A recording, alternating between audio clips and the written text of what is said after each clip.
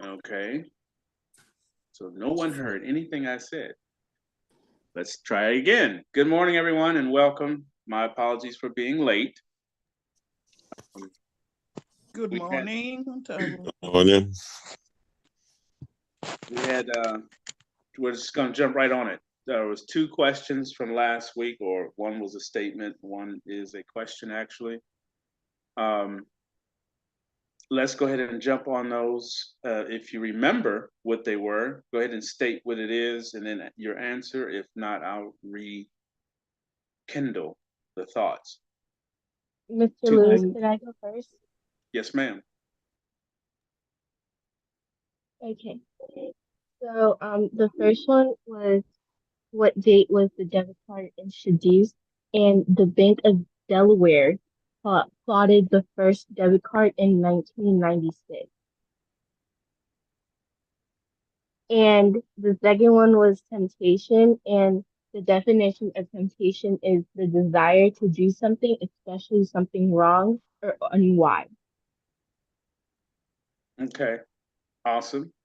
Now, when you answer these questions, what I'd like for you to do is give me your thoughts. I know some of these words or things that you have to look them up, but most of you are old enough now to know certain words. So I want your thoughts, not a definition. Although I appreciate the definition and your, due diligence to look it up. Tell me what temptation is to you. Good morning, Machado. Good morning. Wow, haven't heard you guys in a while. Welcome back. Mr. Lewis, can I go next? Yes. Okay. The debit card was made in 1966, and John Biggins, I think, was the one that made the debit card. And temptation is the is the thing. Take your time.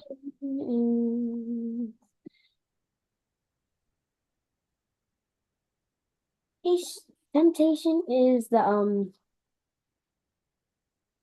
I had one too.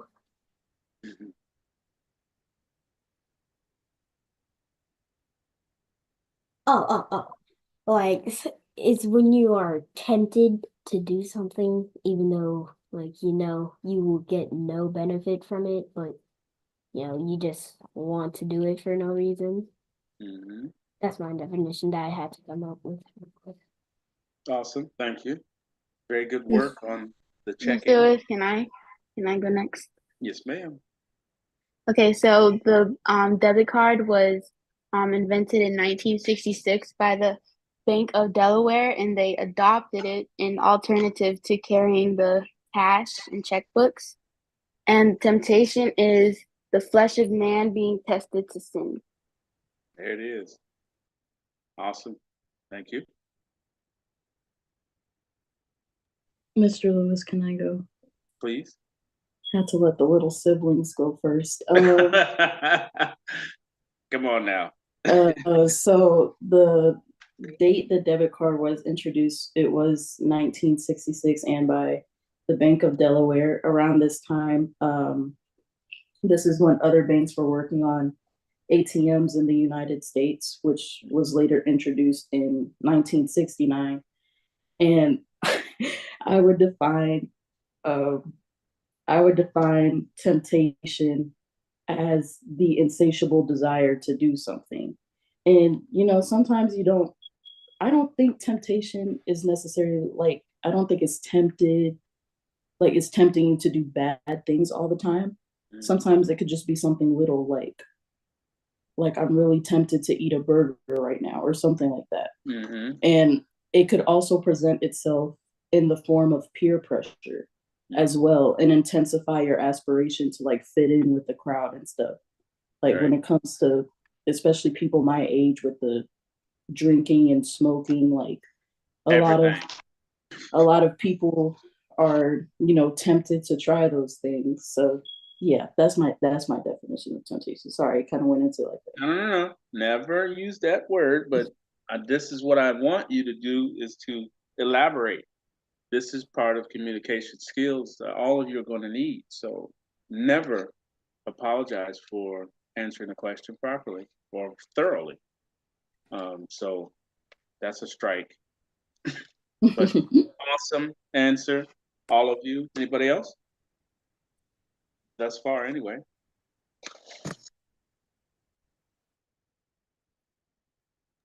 I think temptation is the urge to do something like very badly. Okay.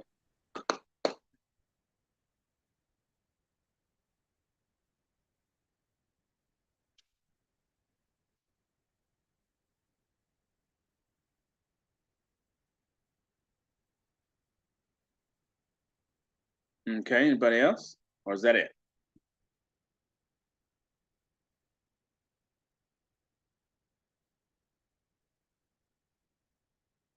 Okay, I'm gonna move on because I'm already late. So sometimes you will find yourself doing things that kind of make you ask a question, why am I here? And you probably not yet, but once you get older and you start doing things and going to this job, go to that job, go study this, go do that, and you're gonna come up with a question more than once. And you're gonna make that question as simple as this: why am I here? What is my duty? What's my job? Why have I been chosen to be on this planet? The funny part to how things work out, I asked a question last week: when was the debit card introduced? And ironically, I had no idea, but I specifically think that my duty, my job, the reason I'm here is to facilitate finances. Only because my birth year falls on the day that the debit card was brought out.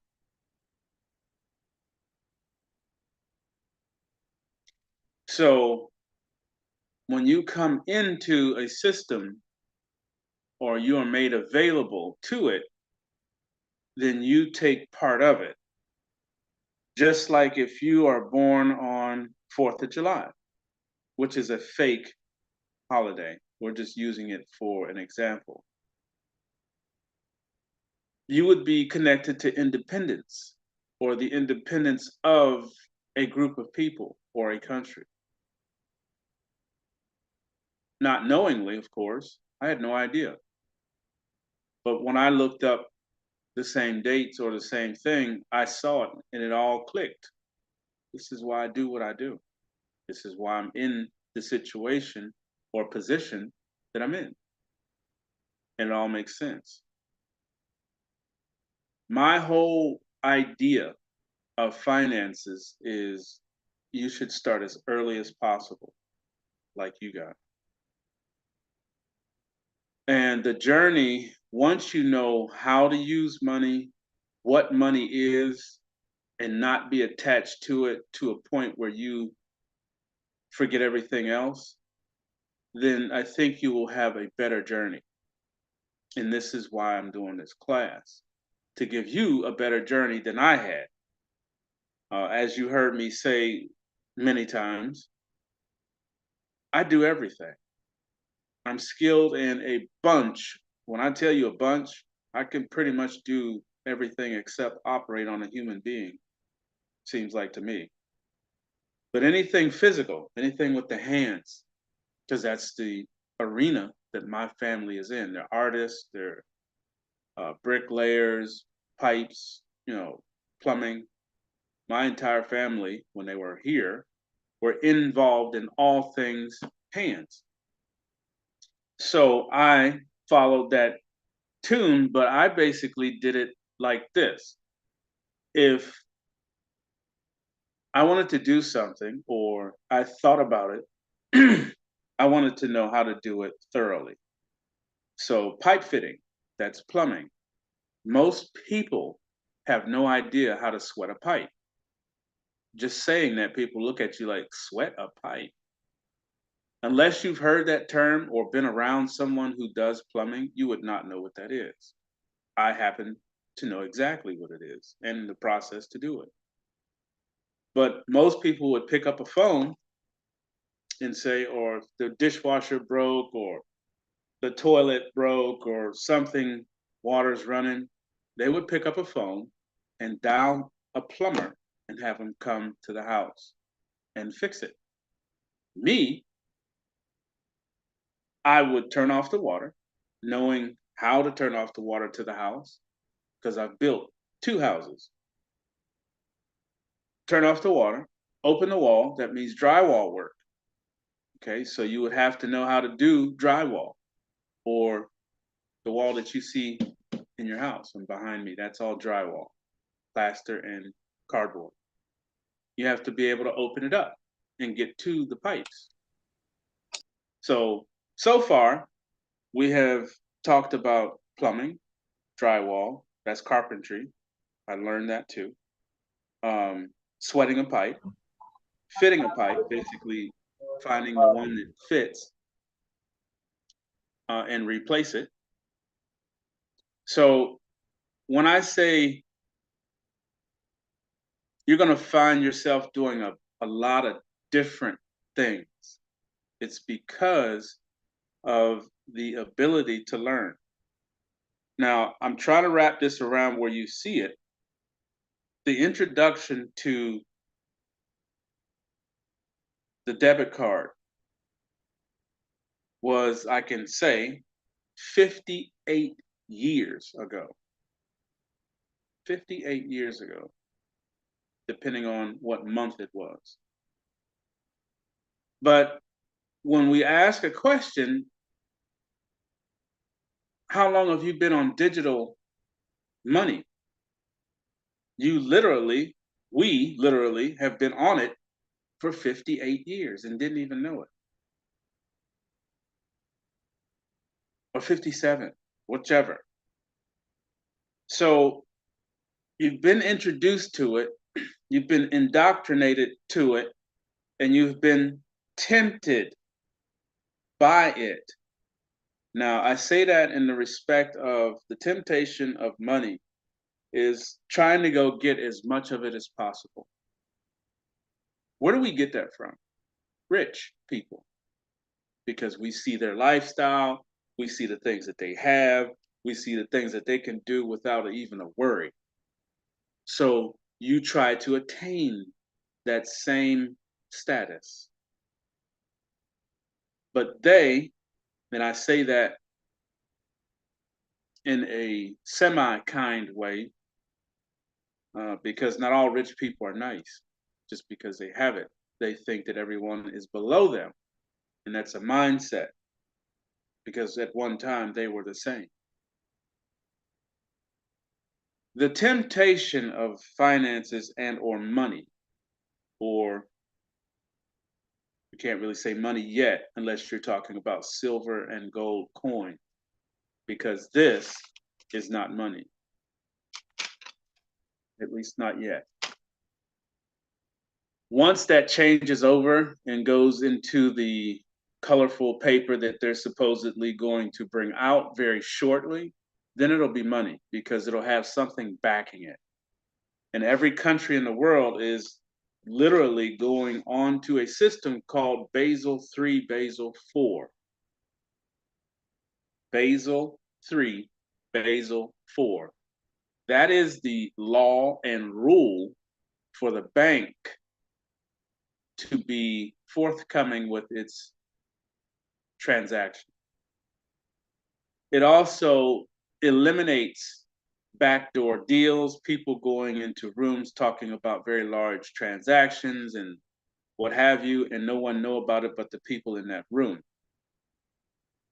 And then they use the financial institutions to facilitate these transactions.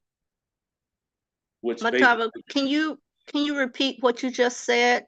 You went out for a brief second. Sure. So Basel III, Basel IV is the law and rule that is now implemented on the banks, which stops them from going into the back room, have a conversation about some very large money transactions, and no one know about it. That is no longer allowed. But it also makes you follow the same rules. So any and all transactions you do are seen. Okay, there's nothing hidden. So a lot of people say, well, I don't want to pay taxes, or how do I get out from paying taxes? Don't. Until that is removed, you have to pay taxes, period. There's no way around it. So Basel III, Basel IV is the law and rule that says that banks have to show any movement of money. What's coming is a true money system. Like I said, this is not money. This is a debt instrument. Okay, it does nothing for you, literally. A lot of us have been mind altered to think that you are actually buying something with this thing when you're not. You're only exchanging it for a service or a good. You're exchanging it, not buying, because this has no value. And a lot of people don't know that. A lot of people would look at this and say, oh, that's $1. And what is $1? 99 cents or 100 pennies or, 4 quarters? It's $1. Is it? If you were to look at the actual value of this instrument, you would find out that it's only about 73 cents. But it says $1, right? So this is the idea that I'm getting at today. The idea is the temptation to be rich. And that temptation is what makes people do different jobs, like myself. I'm guilty. Like I said, anything and everything that I speak on either call, any call that I do, is from personal experience. Okay, so I speak from things that I have done, studied, mastered, didn't master. Okay, so it's basically my opinion, and it can be changed. Okay, I want you to always think for yourself. Don't ever go by what someone is teaching you, per se, even me. If something that I talk about or explain to you, check it out for yourself too. Okay, this is why I get you to look at stuff every week so that you can form your own opinion and understanding on a word or phrase or what have you. That's how you learn the best way. I went to school, and I remember sitting in the classroom and this person at the front of the room dictating, reading from a book or whatever. No feeling, just read it out, make sure we all heard it, class over. So what was lacking in that style of teaching is personality. I could ask a question right now. Why do you come to this call every Saturday? And I would like an answer. Why do you come to this call every Saturday? For my future benefit and future knowledge of finances, so I could hopefully teach my own children one day. Mhm. Get more education on money and what to do with it in the future. Mhm. To teach us how to handle money so we don't go broke. Mhm.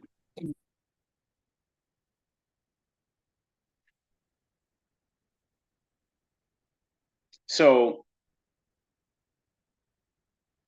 second part to that question, do you look forward to coming to this call? I I mean, do. halfly, but not when it's at 10 o'clock. That's kind of throwing me off. Well, we're gonna move it back. We're gonna move it back to 11, and then we're gonna be putting the adult class back on at 12. So that's all gonna change. This is the last early one, because I don't like it either, to be honest with you. But I had to do it because that was the only hour I had available. Now that my schedule is pretty much, I'll say this, stable, I should be able to keep my appointments proper. So 11 and 12 next week. The point that I was getting at with coming to this class is you can react, you feel more comfortable. It should feel more like a family setting, not so much a class. And to me, that's when you learn. When you want to be somewhere to get information, it's you attaching to that scenario. Okay. So it's all about being comfortable. And hopefully, we all of us, was there a question? All of us, as we go through these classes and these meetings, are learning from each other, just like I'm learning from you guys. You're some of the smartest young people I've encountered, thanks to your mothers and fathers, because it just doesn't come. Someone has to teach you. And it's refreshing, number one, to have such a stellar group of young people. So I appreciate that from the top, to say less. Now, finances is everything. Finances is not everything to the point where it should be the only thing you think about 24/7, because you'll get into that temptation. And temptation, to me, is a detriment, because it'll make you do things without thinking about it. You will agree to things that are not so clean. Okay, a clean thought should be a thought, all right, if I work on this computer for 3.5 hours, how much should I charge a person? Temptation would say $500. I want as much money off of them as possible because they're using my time. It becomes personal. When you know you're only changing a motherboard, or you might be changing a monitor. This is some of the stuff I do. Or you might clean it, like I'm going to do this one today. And each of these processes or services are different. Depending on how long it takes, what have you. In order to acquire a lot, you have to be reasonable. And this is something I'm actually teaching the owner of the restaurant that I work at. This person has never owned a restaurant before. I have. And some of the stuff that I'm teaching or explaining is exactly what I'm explaining to you. In order to become profitable, you have to be reasonable.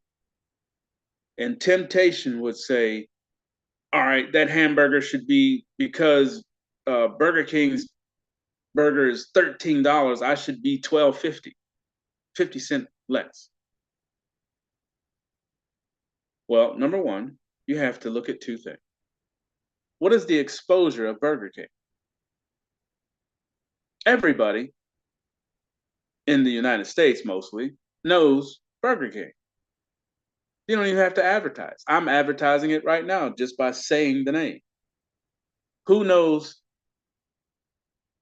Local Lucy over here? I'm not going to put any names out. I'm just going to say that restaurant, the one I'm working at, is Lucky Lucy. So how does Lucky Lucy rate to be able to say I'm 50 cents less than a well-known hamburger? Because of your internal thought or the temptation to make the same money as Burger King.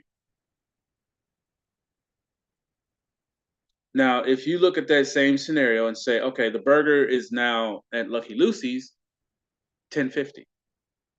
$3 difference. Now the switch happens.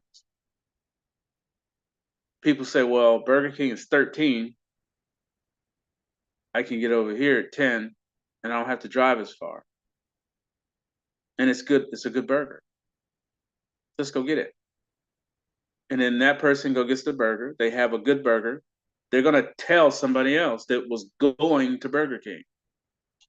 And slowly, and this is the part that I want you to catch, slowly you become profitable because you did two things. One, you undercut a well-known.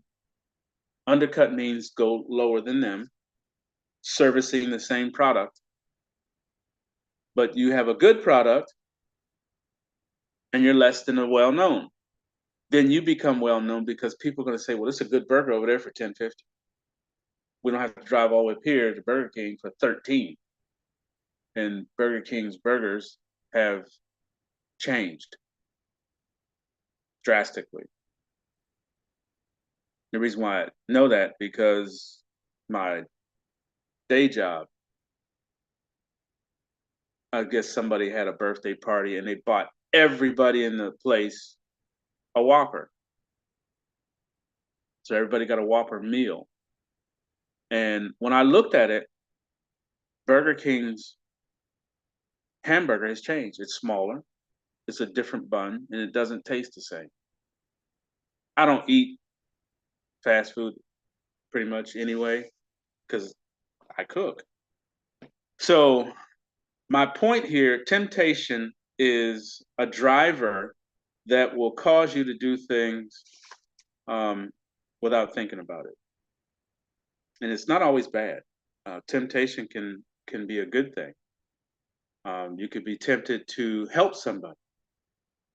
And then if you do or don't, then you have a fight within your head. Should I have helped them? But they are doing it fraudulently and you know it.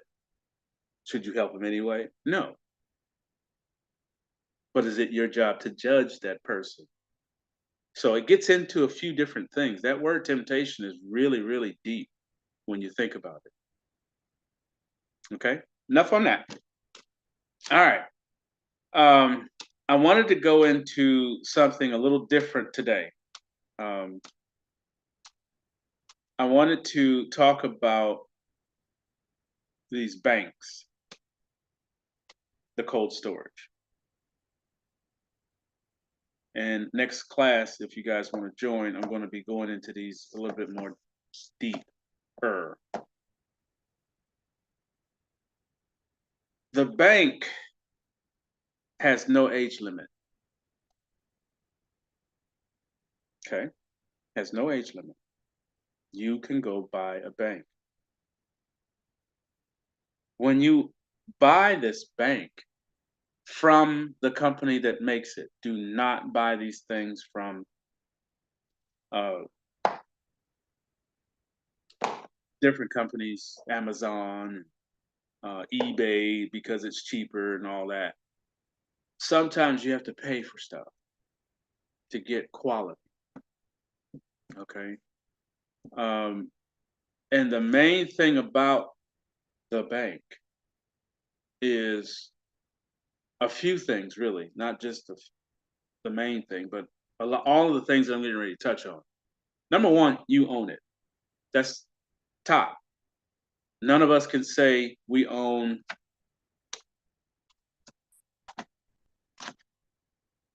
these guys. Okay. That's a institution. And the name's kind of got the paper on it, but that's PNC. That's a bank that most of you know. It may be around you, may not. Everybody knows Chase. Everybody knows, what's the other one? Banks, just basically banks that you go to, you drive to. We're going to talk about those two today in detail, because literally within, I would say in the next 2 weeks, you're going to be using this thing. And I want you to know how to use it and why you're using it. So the main thing is to get one. Anybody can get one. The wallet, not so much. You have to do the KYC, know your client. That's what KYC means. Know your client. And you have to be a certain age to fill that out. But to purchase one of these, you just need the money to buy it. And everything else comes with it. So let's talk about the institution bank. That means the PNCs and Chases and all those guys. So we're going to put down bank.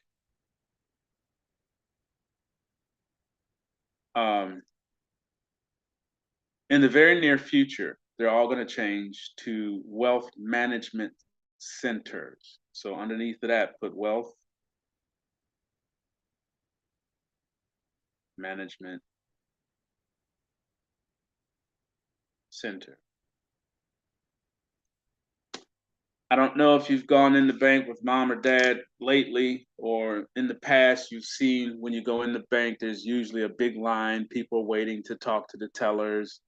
There might be 1 or 2 desks off to the left and right. Those are the bank managers or wealth managers. They had a small office.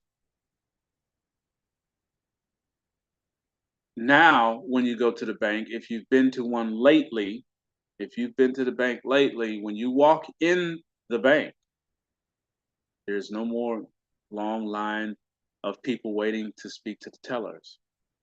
You're going to see chairs with a screen and monitor, 2 chairs facing each other with a monitor in between, all along the walls, all the way around. There's only back in, I want to say before they implemented this, they're doing it right in front of your eyes. And no one is paying attention.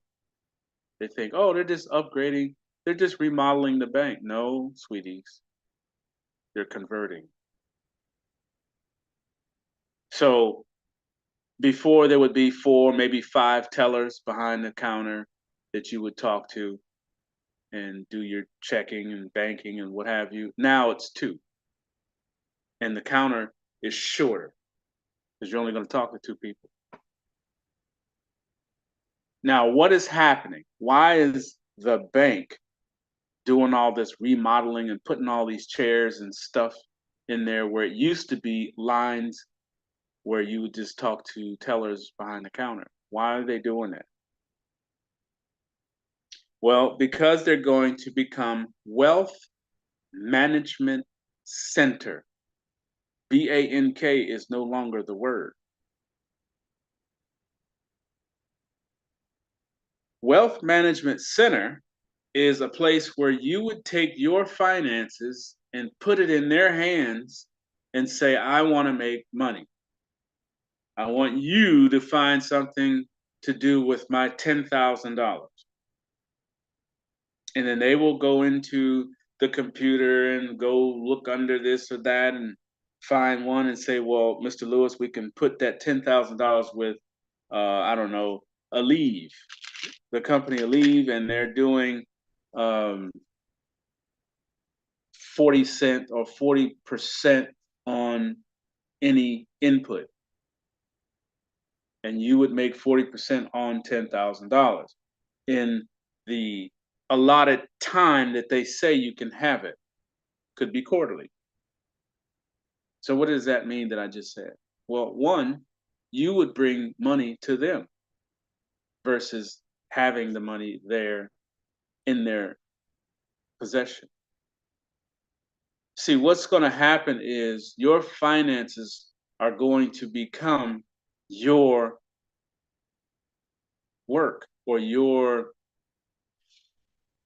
they're going to be personal to you, is the easiest way. Now, a lot of people are still going to stay with the bank and put everything in the bank account and let them do what they do.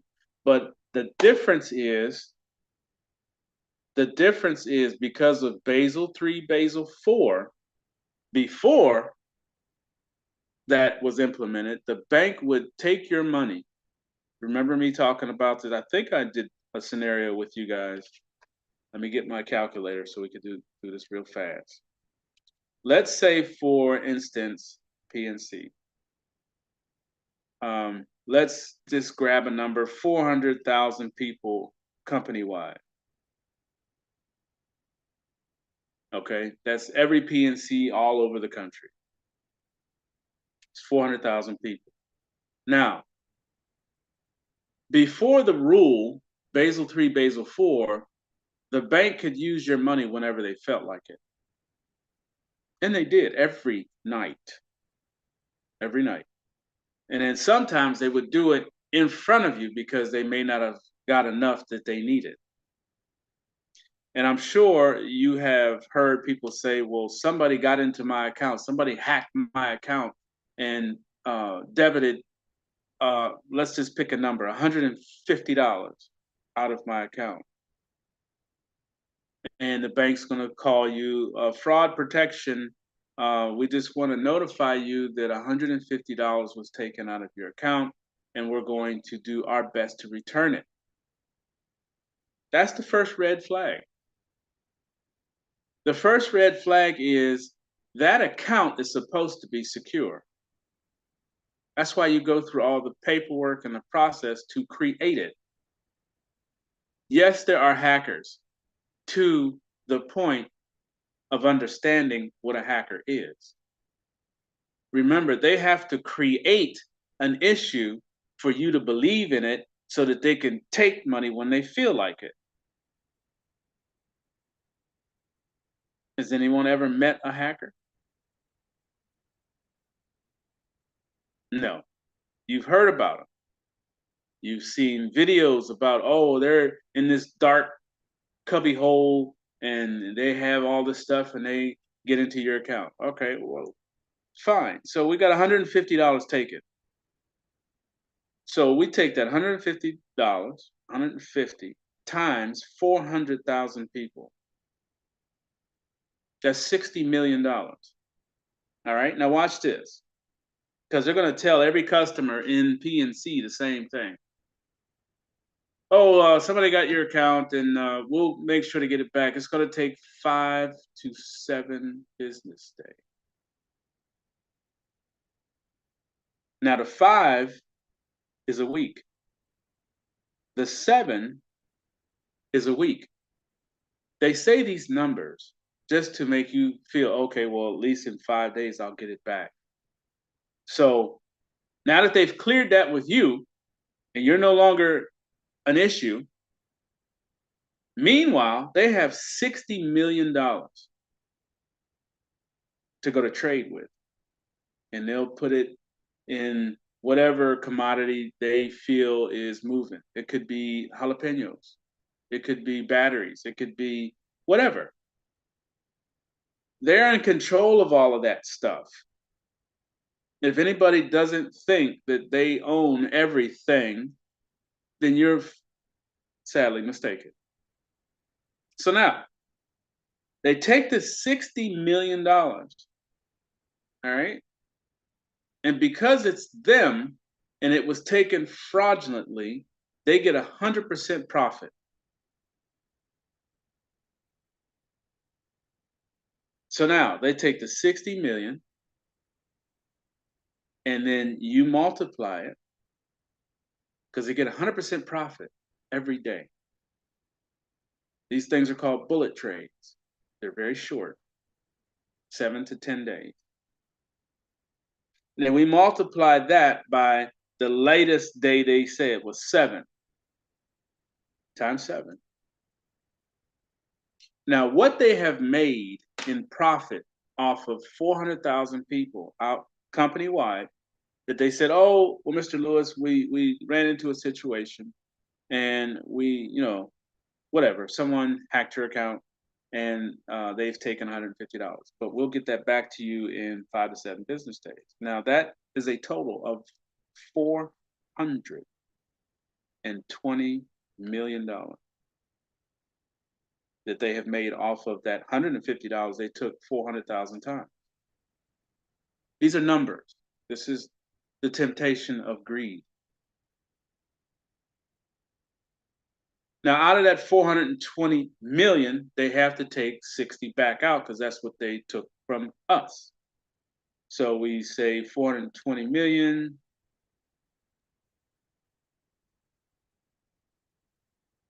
minus 60 million. They made $360 million in 7 days. Now, out of that $360 million, they can do whatever they want. That money was acquired fraudulently because you had it into a system or a institution that can use it at will. And they do. They do it every night, 100%. But they have to be careful because people get up in the middle of the night and go shopping or whatever. So they have to make sure your money is available. So they don't do it so much at night. But they will do it with the, oh, somebody got your account thing. Okay? $320 million was made in 7 days. You get your $150 back, you're happy. Thank you for stealing money from me and not sharing what you made off of my money. That's what Basel III, Basel IV puts an end to. Too late now. They have already, I try not to use that word. They have already pillaged all of us over the years. 58 of them, to be exact. They've been taking money out of people's accounts. How do we stop that? By becoming your own bank that you control. No one else can go in here and get $150.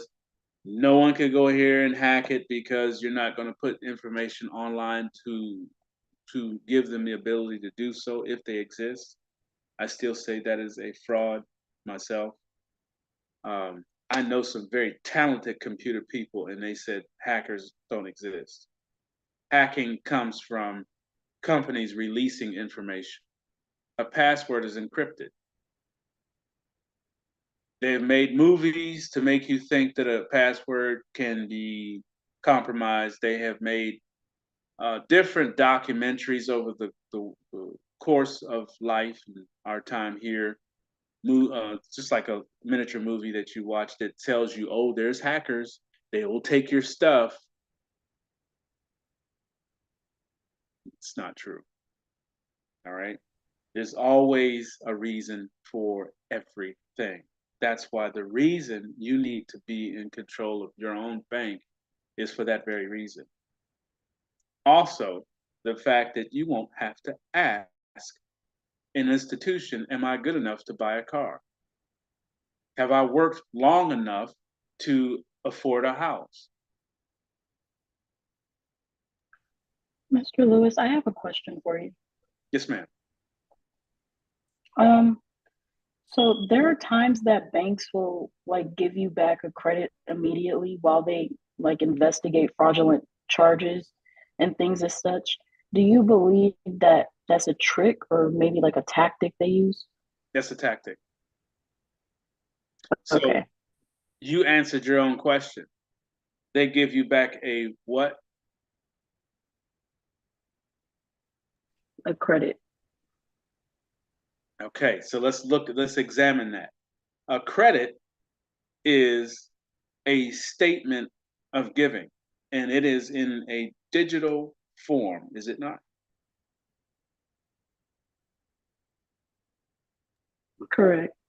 Okay, so in a digital form, and them stating that we've given you $150 credit, so they're just making you feel good so you don't ask any more questions. And it will actually be a credit to your account. But when they return that original 60, they pull that credit from there and replace it from when they gave it to you. It's all a game. It's all what they call smoke and mirrors. Look over here while I'm taking money out of your wallet. Look over here, keep looking. I didn't get enough. Keep looking. Oh, let me get that $20 bill. All right, now you could go somewhere. So they do these things to cover, to make you stop asking questions. See, this is the only country where we don't ask any questions. This is why I'm really, really leaning on you guys to learn to ask questions.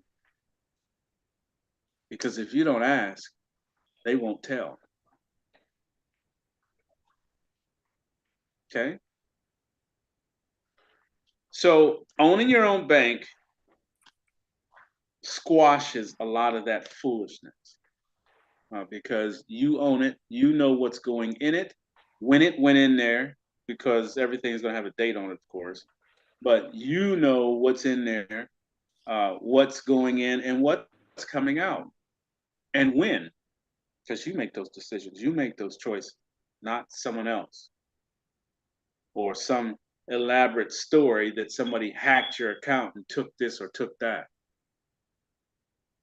The simplest password is encrypted. That's why it's dots. We have to understand how that mechanism works, and it's all about usury. The word usury is basically a country that sets a bunch of rules and regulations that you have to follow, where they can use you at will whenever they feel like it. And if you don't comply with their choice, they give you legal issues, lock you up, take your license, you know, all sorts of things. Whatever they need to do to make you say, okay, you can have access to my banking. All right? Put restrictions on you. It's a whole lot. But our conversation today is this. So what is a digital bank or a cold storage ledger? It is basically a device that is encrypted, that has all sorts of protection on it. It lives on the blockchain. Remember the blockchain. When things live on the blockchain, it's very difficult to see it. It's almost like, I don't know if you watched The Matrix or if you were allowed to watch it. There is a part in The Matrix, and it's at the very beginning of the movie, and it's raining down letters and numbers, digital letters, streams of them. Okay, they're all changing within seconds, times trillions and trillions and trillions of them. That's kind of what the blockchain looks like. So if you were looking at that, the raining down letters that are changing as they're moving in a direction and making computations or doing math problems sideways and going vertical. How do you find a 2 + 2 in billions of these raining down, changing numbers? You don't. That is the level of encryption that is what's protecting this. You cannot break it, period. Even the computers can't break it. Because the gateway or the entrance to this is always changing every second by billions of transactions. You never see this. Even though it lives on the blockchain, you never see it. They can't look into, see what your balance is. They can't find it. They don't know how much you deposited into it. They don't know how much you've taken out of it, how much you're using, nothing. It is the ultimate look over here because they cannot see it. That makes you very powerful. You understand what a bank is. You've gone to them, you have a card with them, you buy stuff, you've done all the stuff with a regular bank. So you know exactly what it does. This is the same thing. The only difference is you have to have a wallet. Okay, that's the other counterpart of a ledger. And this is a ledger because it is holding balances. Just like if you have a book, that's where the word ledger comes from. Back in the day, they would write down, we have 12 bales of hay, we have 15 chickens. Today is the 27th of April. And then 3 days later, they would go back to that same ledger. We sold 4 chickens, so we're less 4, and all the bales of hay are gone. So that would be a 0. You're keeping a ledger of things that you have. Hold on one second.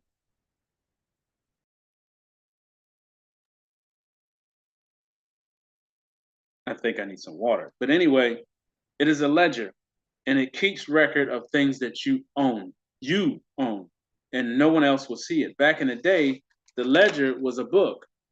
It was written in there. If that book was laid down somewhere and somebody walks by, that's a ledger. Let me get it. That's your first hack. That's a hack, a hacker, a person that sees a ledger and picks it up and says, I'm going to go over here in a corner and look and see what they had. That's a hacker. Someone who's stealing information. On here, because it is in the blockchain, those trillions and trillions of different transactions, you can't pick it up because it doesn't exist in one solid form. It doesn't set like this. It sets like those raining numbers and letters. And on top of them changing, they're doing multiple different transactions or math problem. 2 + 8 trillion minus 3 divided by 145 billion. What's that answer? And it has that answer within seconds, and it moves on to the next one.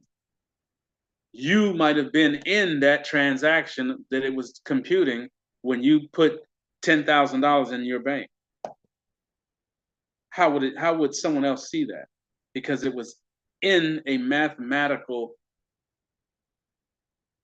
problem that your deposit went in. You can't pick it up. You can't see it. It doesn't set out like if I go over here, like I said, I have to look to make sure I'm not showing my card numbers because these are real numbers, cards.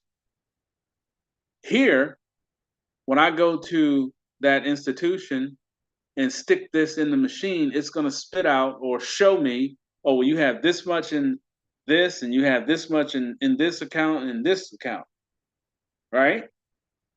And just like I'm looking at it, they're looking at it. The IRS is looking at it. Whoever else is looking at it, because it can be seen. Not the case over here. Can't see it. It doesn't exist in one spot, ever. That's why this is important. And I need you to know how to use these. And these. Because this is what you're going to go shop with. You're not going to shop with this. This is just like what you're using with these guys. It's a bank. Whatever you put in here is supposed to stay here for, you know, the time that you need it to be. You don't want to go in and out of this. A lot. I mean, when you become your own bank, of course, you're going to have to go in and out of it, but you'll know how to do it safely. But your wallets is where you're going to shop. So whatever you're trying to buy, whatever you're trying to do, and you need, I don't know, let's say you're going to go get a car and you need $5,000 for a down payment. Normally, if you're dealing with these guys, you have to go ask, hey, Mr. PNC, I got $6,000 in my account and I need 5,000 of it. They're going to say, make an appointment. Make an appointment. Why do I need to make an appointment? Because we need to make sure we have the 5,000 to give to you. But excuse me, I deposited that out of my paycheck. Make an appointment. And there's nothing you can do about it. You have to make an appointment, right? You see the inconvenience? Now, I deposit my money into your bank weekly, and when I come to you and ask, I'm getting ready to buy a car, I need 5,000. I have to make an appointment. Does anybody see a problem with that?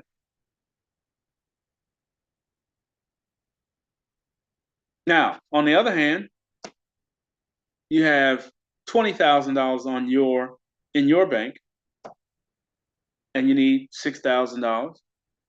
Who do you have to ask to get $6,000? And how soon can you get it? I'll answer for you. No one. No one, and instantly. Why? Because you own it. You didn't have to ask anybody. But you do have to have a wallet that you can do 5,000 on. Some of those, that's the limit for that month. You have to know your wallets. Don't worry, we're going to go over all of that and learn them. Because between this and this, you are financially free. As long as there's stuff going in here, you can use stuff on here.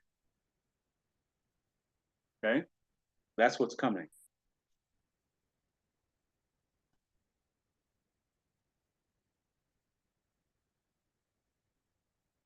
Cold storage. I would like for you to start studying whatever one that you want to work with. This is Tangem. You get 3 cards in one. The other one is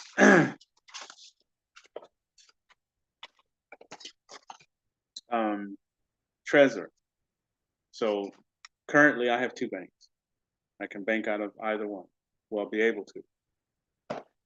You can have as many as you want. And I recommend having at least 5 of them. At least 5. And learn how to use each one. And then you want to have at least 5 to 6 different wallets, all decentralized. Preferably one that you can go shopping with. And again, these things are going to be made available as we go forward, because everything's getting ready to change very shortly. And you're going to be pushed into it. But the beauty in coming to this call and being connected to me, like I said, one of the reasons why I'm here is to assist people in finances. It's just something that I chose to do. You will be ahead of the game when everybody else is pushed into it trying to figure it out. Okay? All right, I think I've held you long enough. Any questions?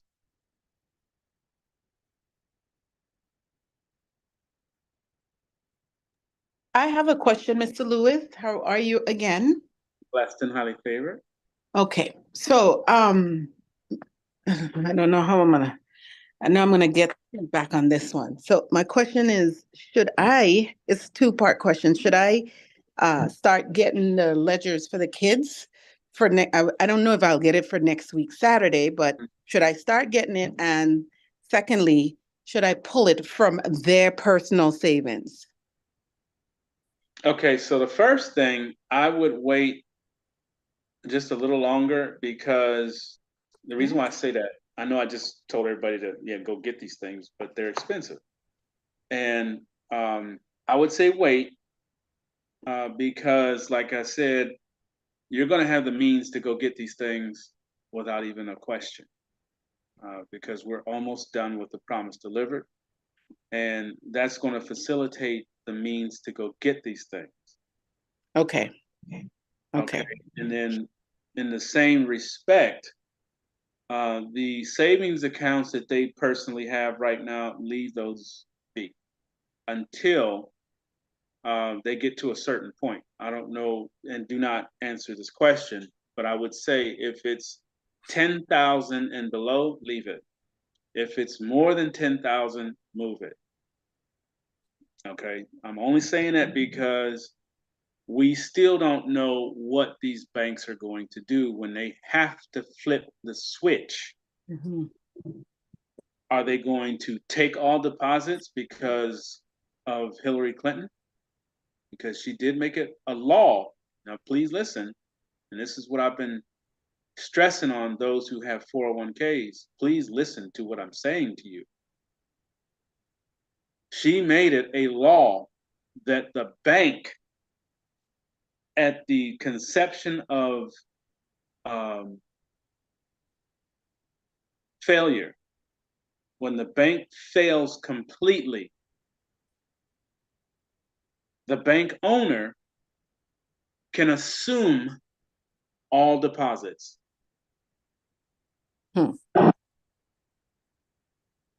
Now, a 401k is a deposit, right? When you are working and you're receiving a paycheck, they're depositing a certain amount into a savings account. They're depositing something, you're putting some, and they match, all that fluff words. But you're really paying attention to what's being said. They're depositing. So as it is a deposit into a financial institution, when they fail, the bank owner can assume all deposits. Okay.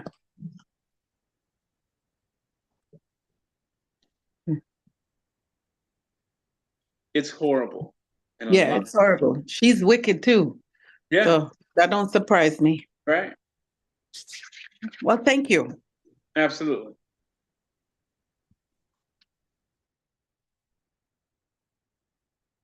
Any other question? Mr. Lewis, I have a question if you don't mind. Not at all.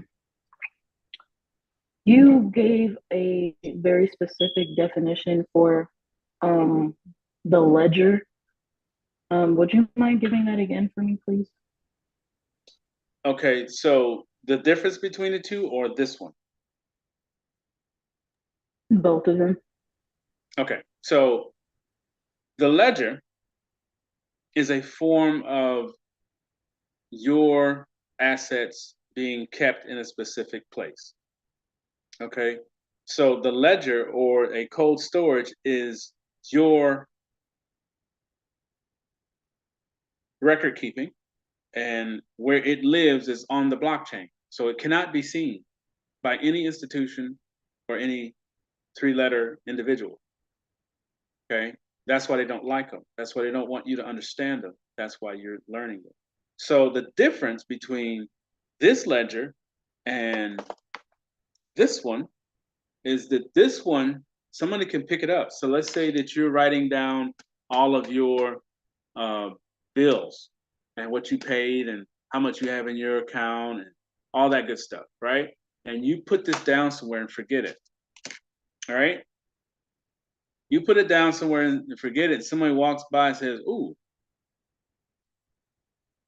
my banking." Now they have it. Why is Wells Fargo calling me? Hold on, please. Hello?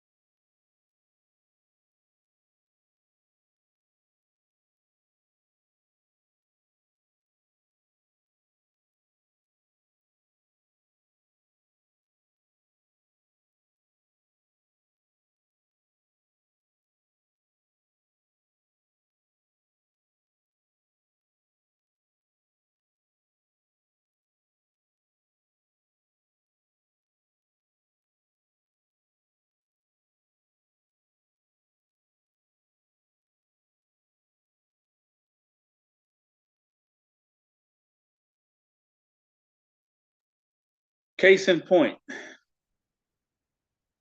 that could not have happened at a better time.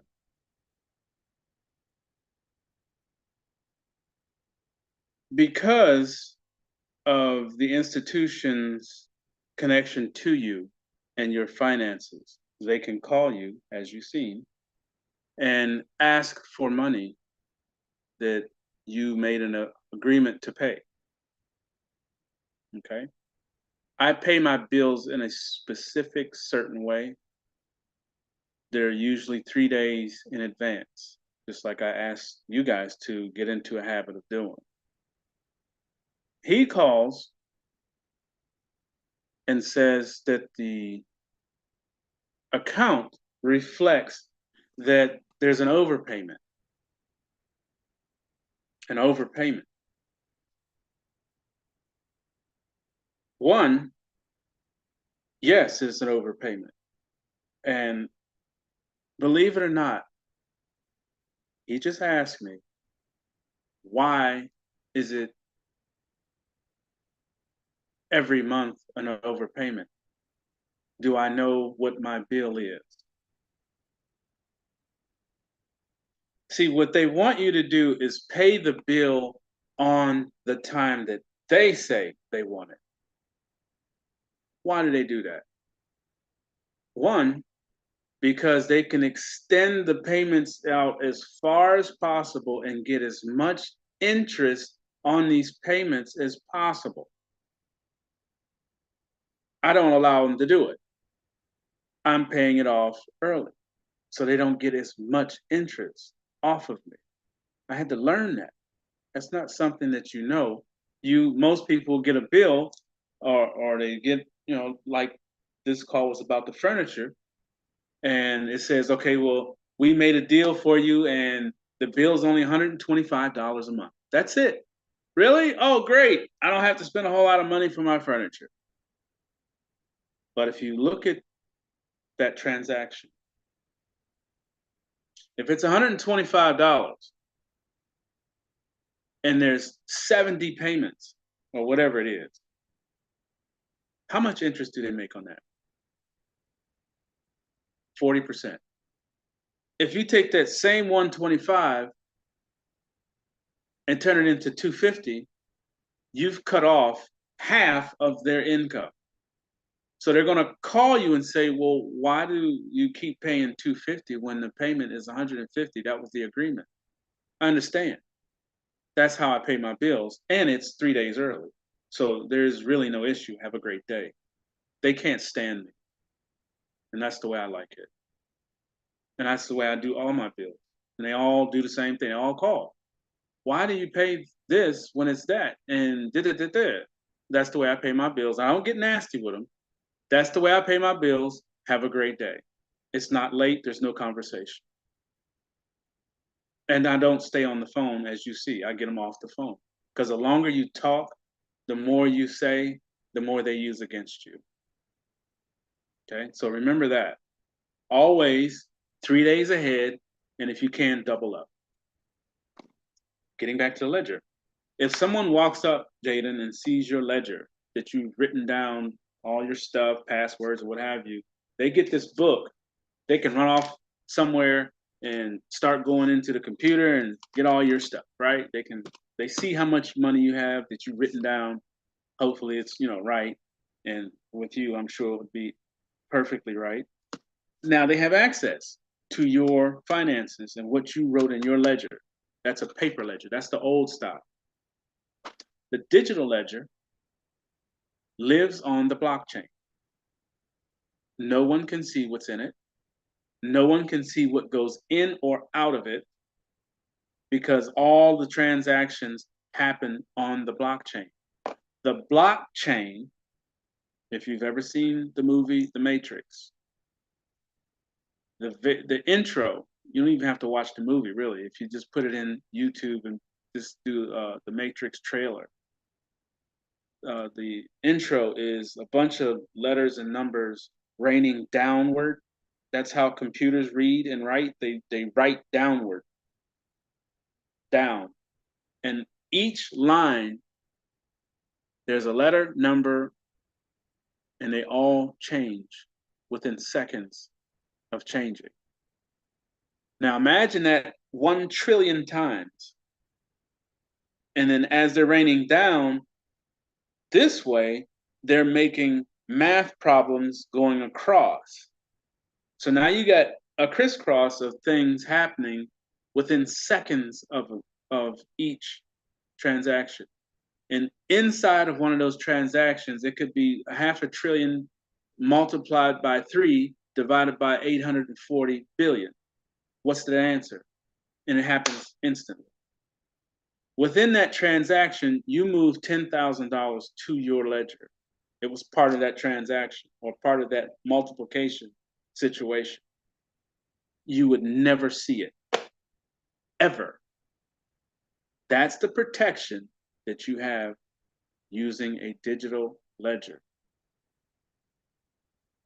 Versus writing in a book or in a bank where the bank, let me get my little card, where the bank, when you keep your money in their ledger, which is a bank account, savings account, checking account, those are ledgers, right? Because each one of those has a balance and shows what's in that particular account.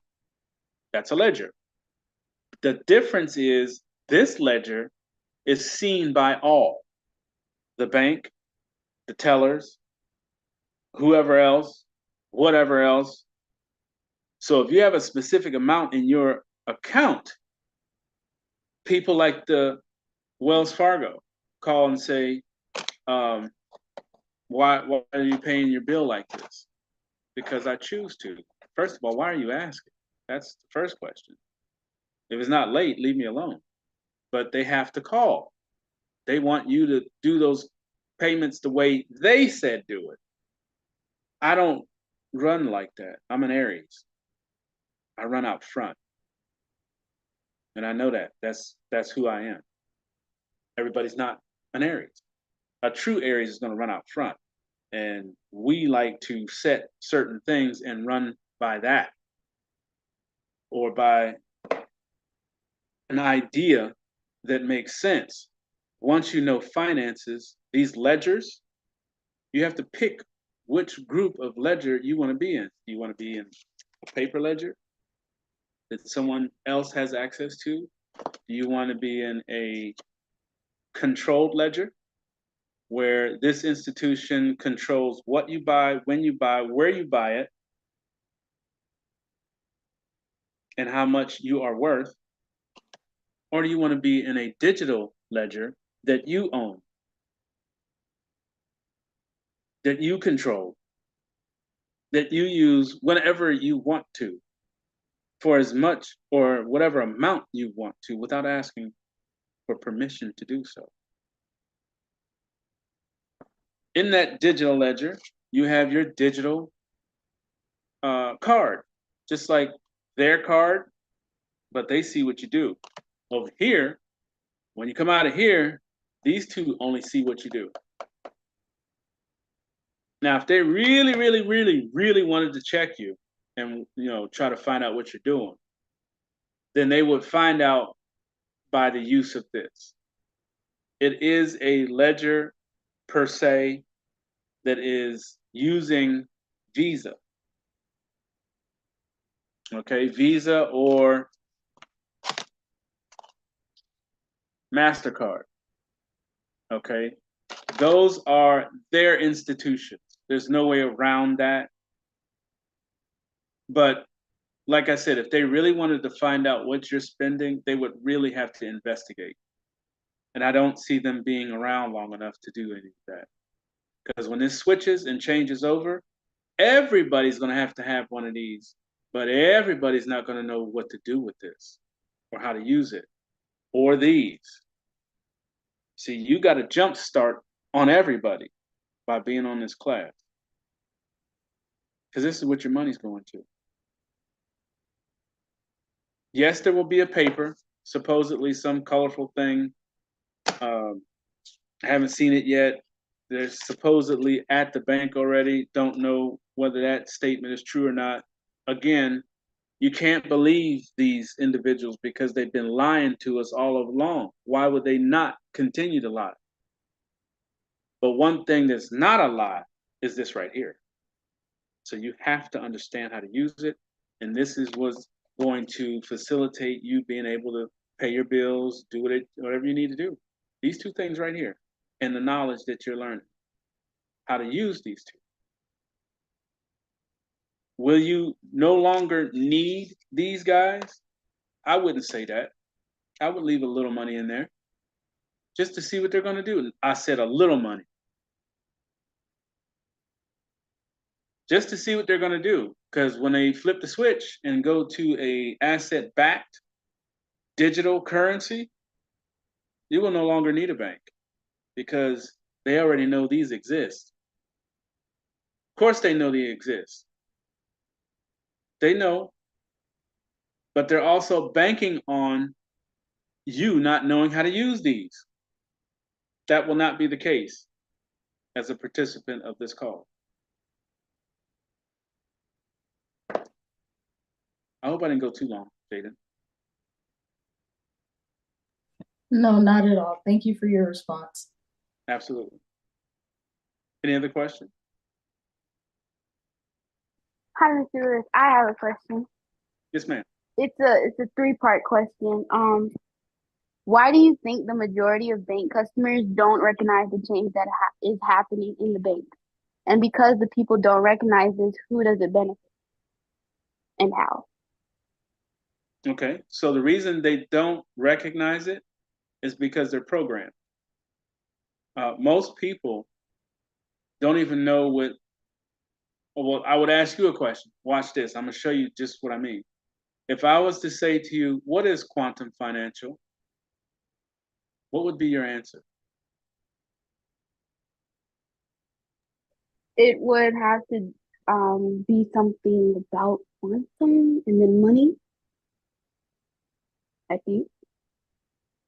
Okay. You think? So you don't know what quantum financial system is? Truthfully. No, I don't. Thank you. So quantum financial system is everything I just talked about. This,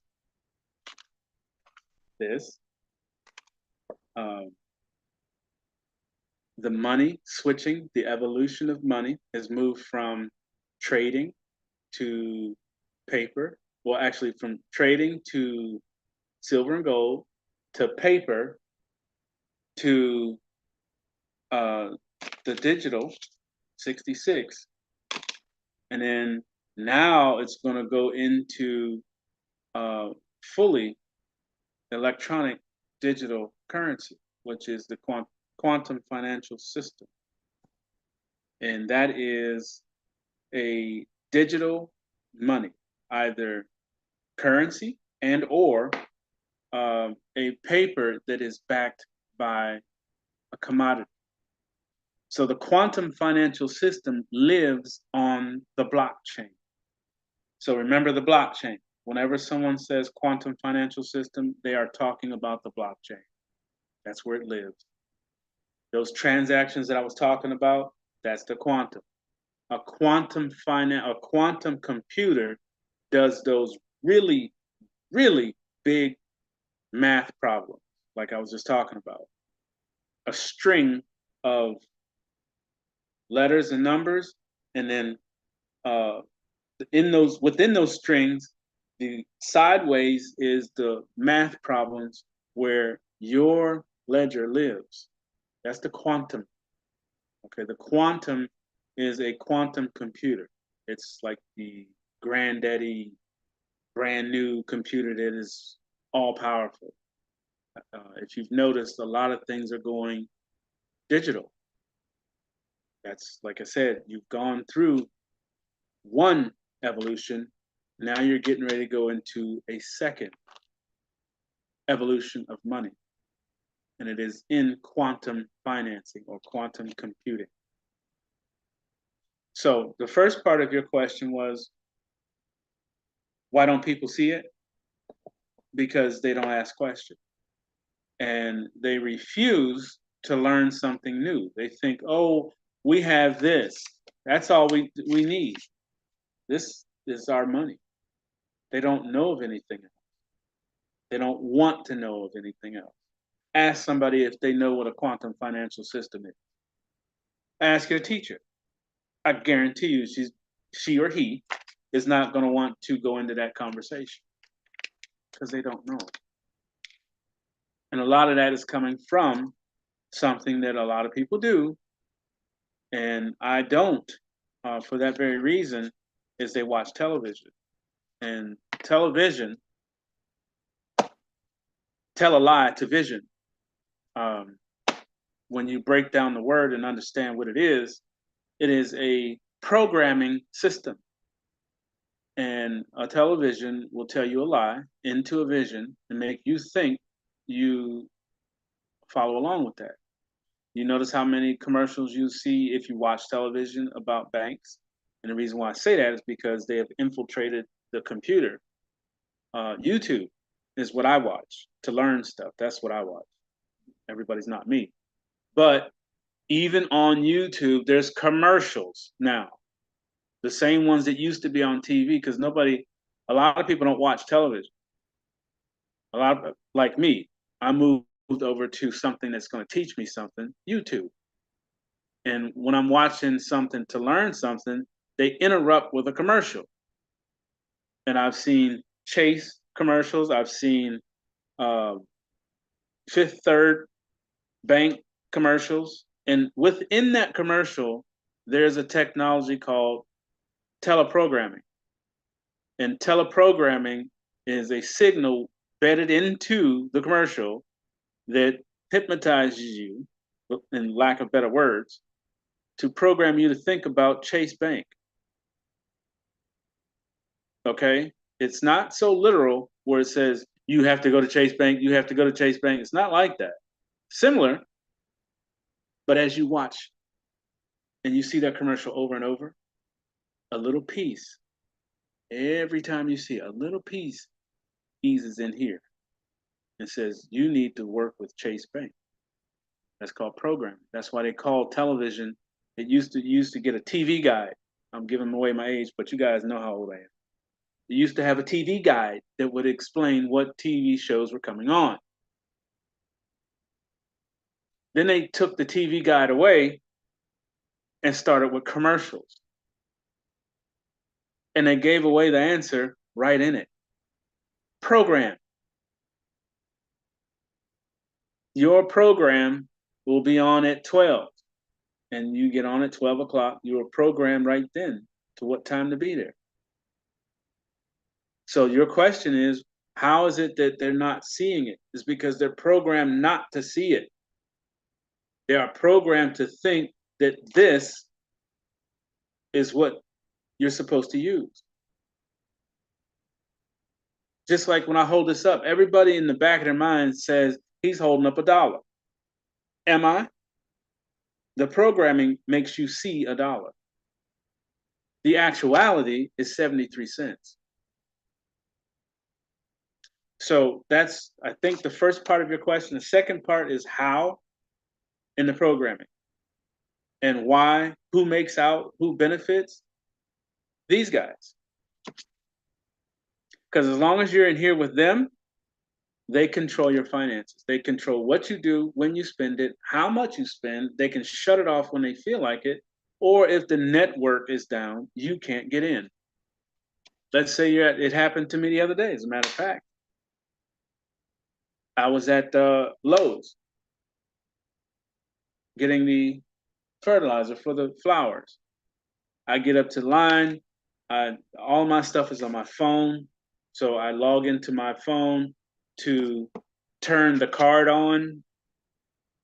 I have to turn it on and turn it off because they run in, like I said, they go into your account at will if it's on.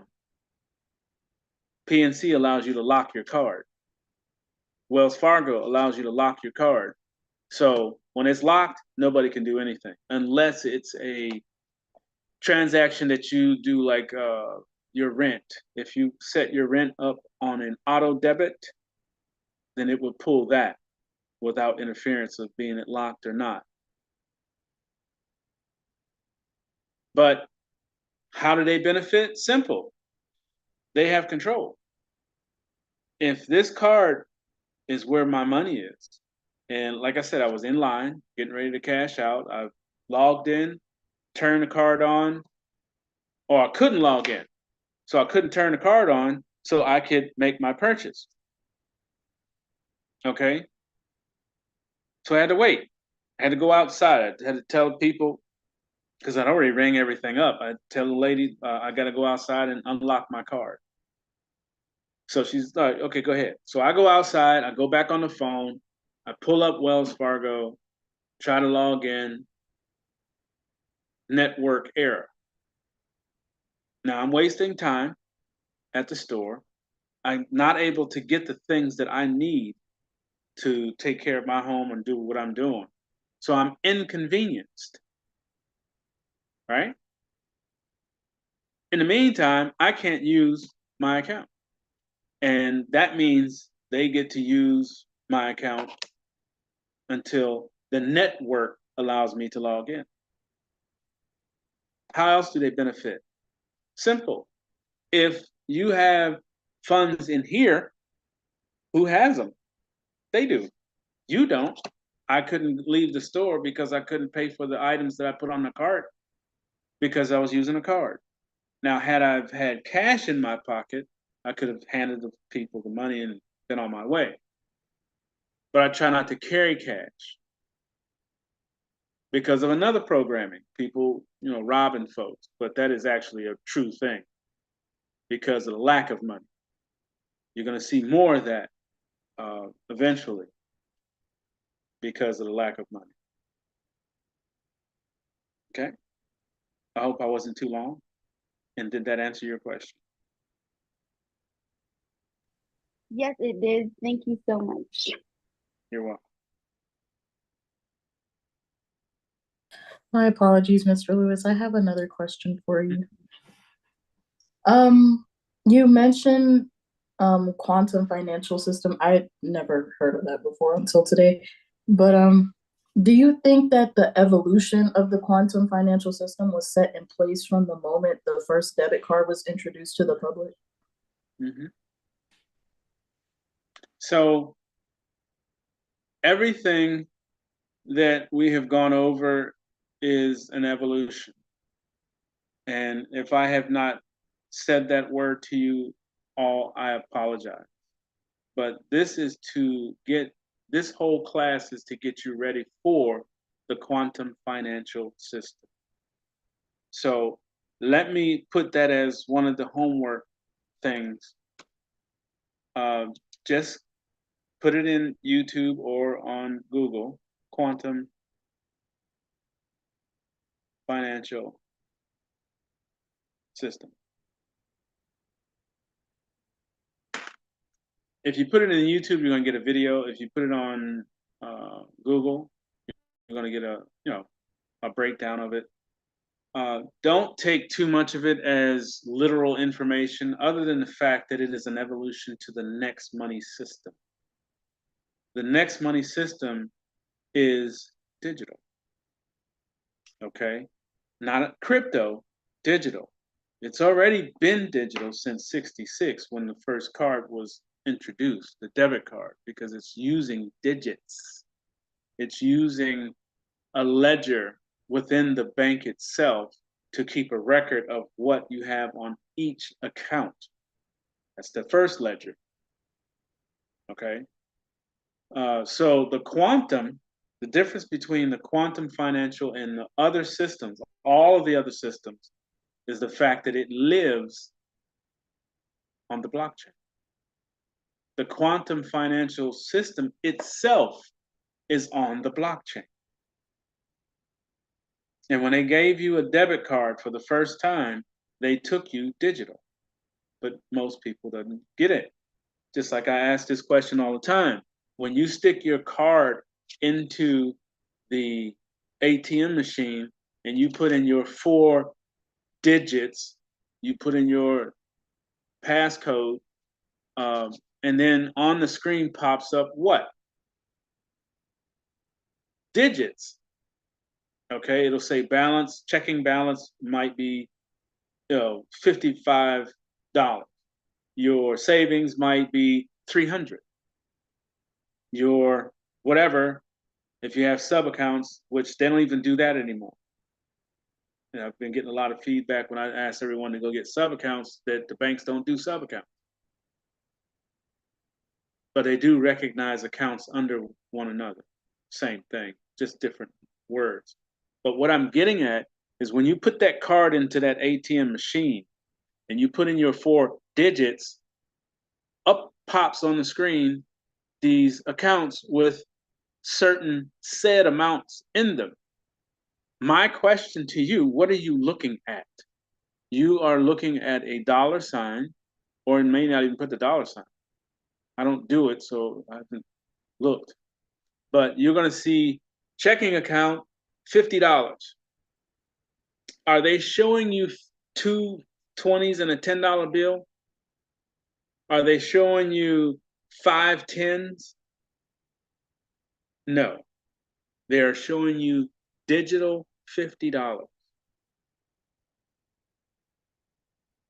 This also reflects on if you walk into the bank, let's say, you have it in the bank. Let's say you have $70,000 in your account. You walk in the bank right now and say, Mr. Banker, I need $14,000 cash. I'm buying this vehicle that someone's selling to me today. It's Saturday. This is the only time he's off. And I need $14,000 out of my account. You know what they're going to tell you? Make an appointment.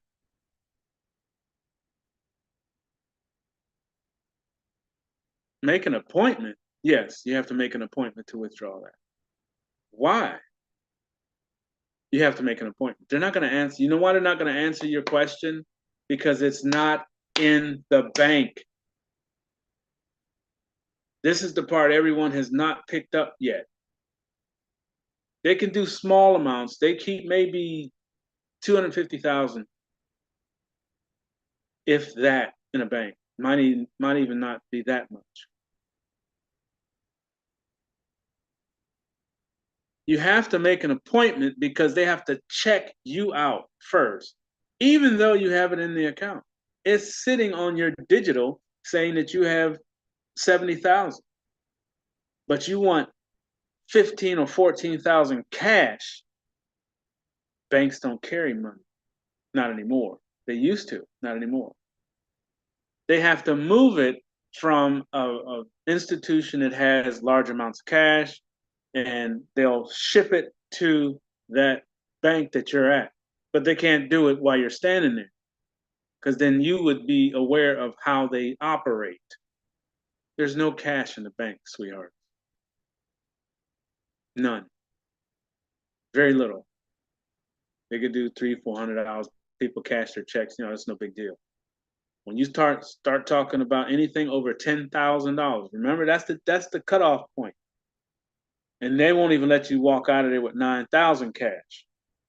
You're still gonna have to make an appointment. But anything over 10,000, shut off. You have to make an appointment, and they'll tell you 3 days. Well, the guy is selling the truck today. He's only going to be available today. I need 14,000. Well, we don't know what to tell you. You have to make an appointment. That's the difference.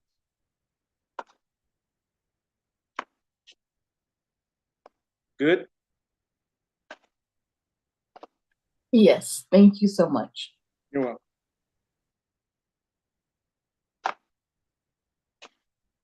Mr. Lewis, I'll have a question as well. Sure. So I'm going back to that hacker statement that you talked about. How are hackers not real when Russia allegedly stole gas? Mm-hmm. Okay, good question. Now, I'm going to give you a little bit of a different education. Okay. I'm going to try to make this as short as possible.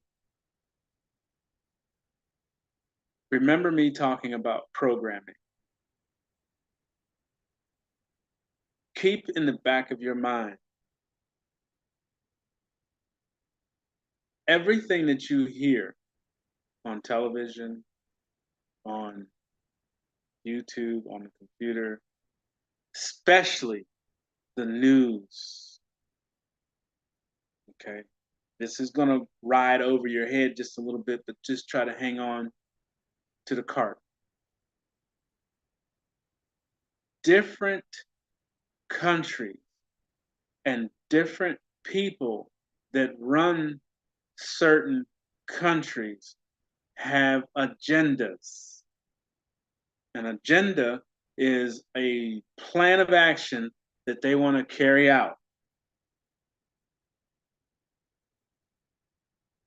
So I'm gonna shorten it down to something that you can relate to. You go to school, right? Mom gets you a brand new pair of sneakers, and they're sharp. It's the latest ones. They're clean, and you go to school, and there's a kid that wants your shoes because you have them and he doesn't. That would be a president of another country, and you're the president of your country. You have something that president wants. Follow me? So that president is going to tell a couple of other presidents, hey, help me beat him up and take his shoes. That president says, well, what's in it for me? You get the shoes and we're beating him up. What do I get? I'll give you my lunch. So they have made a pact. They have made an agreement to attack you. Now watch what happens. These two individuals tell their friends, that's the news media, hey, we're going to beat him up at 3 o'clock and take his shoes. So the word is going around school. And then it gets to you, MJ. Such and such is talking. He's going to beat you up after school. So now he put out an agenda. Everybody's talking about it. All the other kids that have nothing to do with it are talking about him fighting you to get your shoe. Because you have something he wants. And the only way he knows how to get it is take it from you with violence. 3 o'clock comes. He, his friend, and probably 2 or 3 others that agreed to beat you up because they just don't like you. And you have on some really nice shoes. They all attack you, fight you, beat you up, take your shoes. Now, what you just heard is the exact same thing that these idiots over here, I can't say their names because it's being recorded, are doing to other countries. So in order to attack a certain country, you have to put out an agenda. You have to put out programming and make everybody think, oh, well, they're doing bad stuff. We should actually go get them. Yeah, let's go get them. What proof do you have? The only proof you have is from the people that were talking, the news media. Okay? That's the kids that had nothing to do with the actual action between the two individuals. Same process. They said Russia did this. They said Korea did it. They said Africa did that. What proof do you have to know that that actually happened? 0. But because of the programming of the people talking about it, like in school, the kids, ooh, they're going to beat you up at 3 o'clock. Did you hear they're going to take MJ's shoes? That's people talking. That's the news media for us as a people. The media says all these things. Oh, Russia did this, Trump did this, or this one did that, or Biden did this, or, on and on. It's information that you cannot prove personally. And the best way to stay out of trouble with most things, if you can't prove it, don't speak on it. Because you're just like the rest of the people, walking blindly into a fight or creating a situation for a country when you don't have any proof. What proof do you have?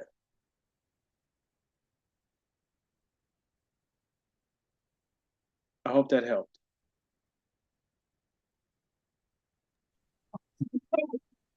It did. And I'm glad I've used the word alleged in Yes, my question. absolutely. And I was gonna say something else. I didn't quite hear you. I was gonna say something else after that. I forgot what I was gonna say. I think.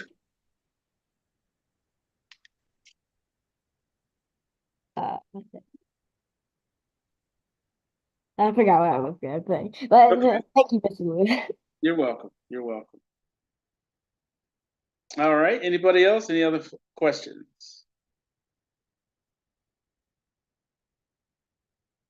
I have one last question for you, Mr. Lewis. This one should be a quick one. Do you consider PayPal to be a bank? Yes and no. They do this. They do the same things. They have a ledger. They have a card. They have an account where you hold balances. So they are in essence the same thing. They're just not very nice people. They will straight out steal your money. Okay. So anything in there should be gone quickly. I would not keep a lot in there. You could keep it open because they've tried to improve their practices. I used to sell, and again, I'm only going off of my own experience with them, and this was quite a while ago. This was 2004, 5, and 6, 3 years. I lived off of eBay. And PayPal was the servicer of me selling apparel, a legitimate business. And I was making a lot of money, a lot of money. And all I was selling was t-shirts, jackets, and jeans. I would do all the shipping, all the packing. I took my own photos. I loaded all that stuff. It was all legitimate. But for some reason, PayPal decided to freeze my accounts. I noticed I said accounts. I had multiple, and they were all business accounts. One account had 15,000 in it. Another account had 26,000. And the one that I was using at the time had 51,000. So I had 3 accounts, all over 10,000. The last transaction that a person bought was $5,000 worth of product. Shipped it all, packed it all, mailed it all, had all my receipts, had all the pictures, everything. Now, the apparel that I was selling was apparel that was being thrown away from different stores. They literally, if the button was off of it, they threw it in the trash. So I had an agreement to pick up these clothing. I would wash them. I would put the buttons back on them. I would fix. So yes, I know how to sew. I would fix these clothes. So it was a lot of work. They froze $5,000. They basically took it out of my account. When I went to go get the other accounts to remove those funds, because after they took the 5, I knew something was bad. When I went to go log into these other 3 accounts, they no longer existed. Oh, wow. That's roughly $60,000 gone. You know what their answer was? Or the reason why all those accounts and the money was taken? Fraudulent business. Okay. Fraudulent business would be if I'm selling clothing that doesn't exist, or these I'm shipping stuff or not shipping and taking payment. That's fraudulent. These customers got the product because the packing slip was generated off of PayPal. So it's a legitimate, they saw the packing slip, they saw the product in it. The people were called to find out if I was selling junk or whatever, and all of them said no. I got what I saw on the website. I got they showed pictures and everything. They still did not release my funds. So me and PayPal, yeah, that's a whole different story. They will never see anything from me ever. But to each his own. They may have changed their policies, but me personally, no. Okay. All right. Well, thank you. Thank you for the explanation. You're welcome. Well, Tova, what was Basel 3 and 4 again? Basel 3 and Basel 4 are the banking laws that do not allow the banks to go into back rooms, close the door, and make these huge deals that you and I pay for, and there's no ledger on it. So Basel 3 says if you spend $60,000 on something, this is the bank. If the bank goes and spends $60,000, it has to it has to show what it's buying. Okay, it has to show where the money came from that they're using to buy it, and it also shows everybody else. So there's no backroom door or backroom deals ever again. That's gone. Basel 4 makes it be seen, the amount, what they're buying, and where the money came from. It can't come out of participants' accounts to go buy stuff, because that's what they used to do. They would, you know, like I said earlier, they would take 150 out of your account, say, oh, well, somebody hacked your account.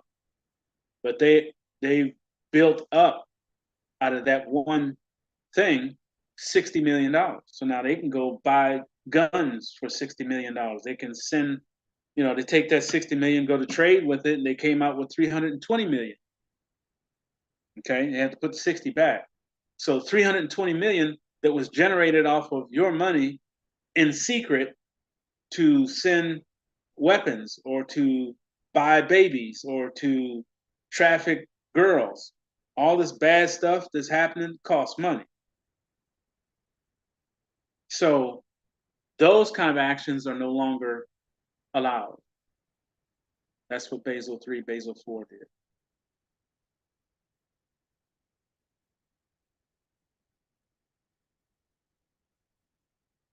Anybody else? And did that answer your question? It did. Thank you, Ms. Hubble. You're welcome.